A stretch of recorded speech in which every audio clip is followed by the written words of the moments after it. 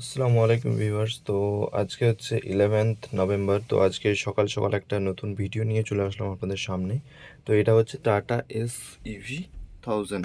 তো এই গাড়িটার একটা সমস্যা হচ্ছে এই এররটা এসছে, ঠিক আছে? এরর সিম্বল যেটা আছে, এটা শুধুমাত্র এই গাড়ির নয়, সমস্ত BS6 গাড়িতেই এটা থাকে। এটার কারণ হচ্ছে, আমি আপনাদেরকে বলি। এটার কারণ হচ্ছে এই যে দেখুন, এখানে এটা হচ্ছে এই গাড়ির ব্রেক ফিউলের জায়গা এটা, ঠিক আছে? ব্রেক অয়েল যেটা থাকে সেটা এখানে থাকে। তো এখানে ব্রেক অয়েলটা আপনাদেরকে আমি দেখাই। এই যে মানে এরর আসার কারণটাই হচ্ছে এটা।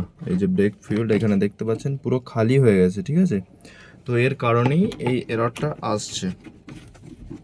তো আপনাদের যদি কারোর গাড়িতে এরকম এসে থাকে, তো আপনারা খুব তাড়াতাড়ি গিয়ে এটা ব্রেক ফিউলটা ভর্তি করে নেবেন, কারণ এটার জন্য ব্রেক নেবে না, ব্রেকে হাওয়া ধরে নেবে। তো চলুন ভিডিওটা এখানে শেষ করি।